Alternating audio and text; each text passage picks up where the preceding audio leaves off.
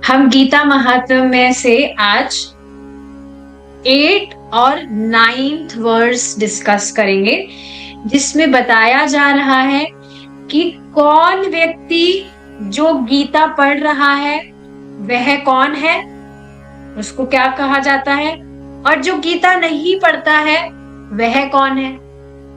So very interesting, please sing with me. गीता ज्ञानं श्रुतं नैव सदैवाभ्यास योगतः मोक्षम इच्छति मुग्धात्मा यति बालक हास्यतम।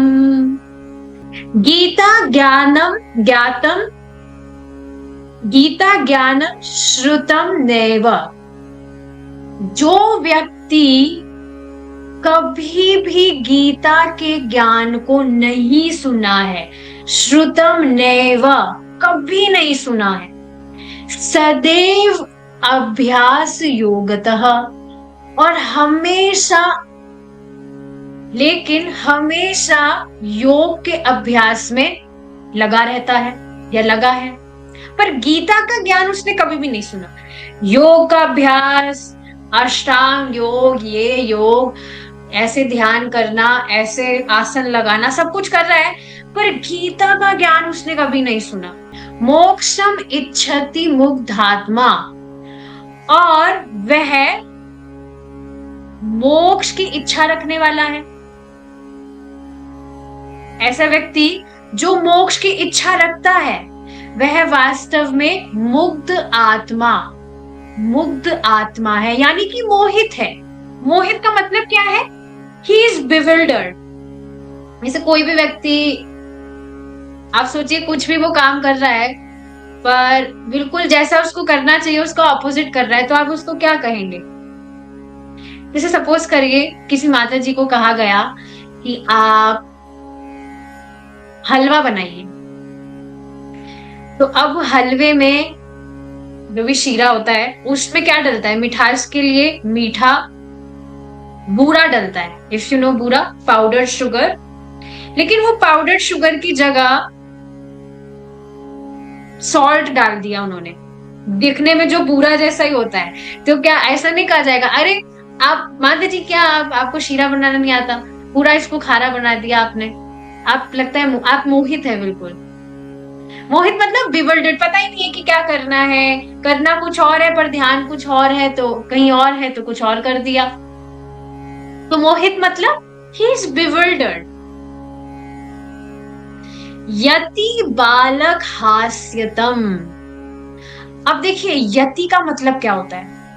यति उस व्यक्ति को कहा जाता है जो बहुत यत्न कर रहा है, मतलब बहुत एफर्ट्स लगा रहा है। ही इज अ सन्यासी, जो सब कुछ अपना त्याग रखा है, वैरागी है, सब कुछ घर वर वाइफ सब कुछ वो छोड़ रखा है।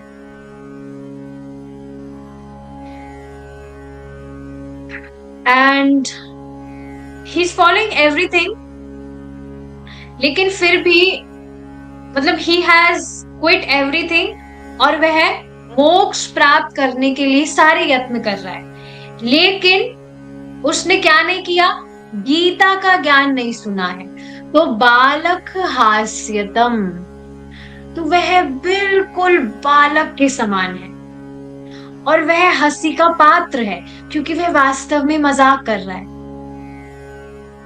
इस बात को आप समझ पा रहे हैं कि देखिए मृत्यु का जो पेपर है वो कौन लिखने वाले हैं? भगवान कृष्ण। और कोई व्यक्ति उनकी ही बात नहीं मान रहा है, उन्हीं को नहीं सुन रहा है, तो कहां से वो मोक्ष की प्राप्ति करे?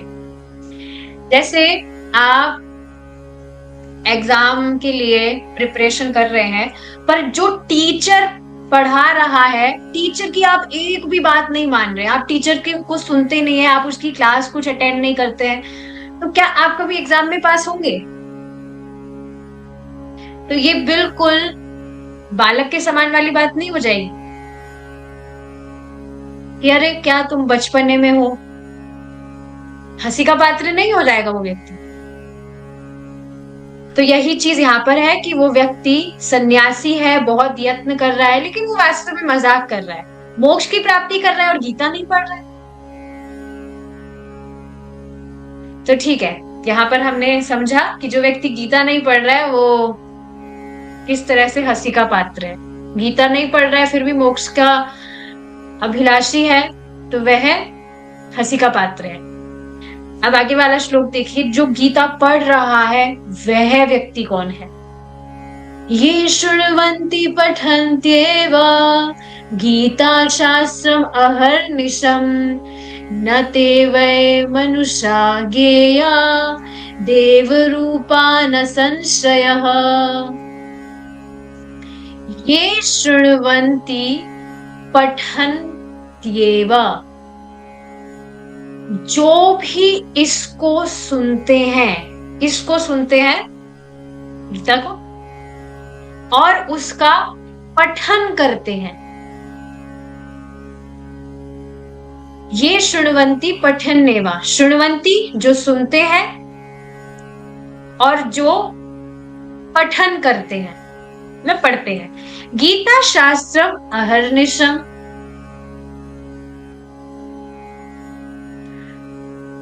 गीता जो भगवत गीता का शास्त्र है उसको सुनते हैं, उसको पढ़ते हैं, और अहर्निशम, अहर मतलब दिन में, निशम रात को, यानी कि दिन रात करते हैं। अब इसके दो अर्थ है, या तो दिन और रात, सुबह और शाम करते हैं, या दिन रात बस जैसे मौका मिलता है वैसे बस करते रहते हैं। तो उनको नाते वै मानुषा ज्ञेय, उनको निश्चित ही मनुष्य नहीं मानना चाहिए। वो मनुष्य है ही नहीं। या मनुष्य नहीं है? हाँ, जो गीता का पाठन, जो गीता पढ़ रहा है, सुन रहा है, उसको तो मनुष्य मानना ही नहीं चाहिए। तो फिर क्या है वो?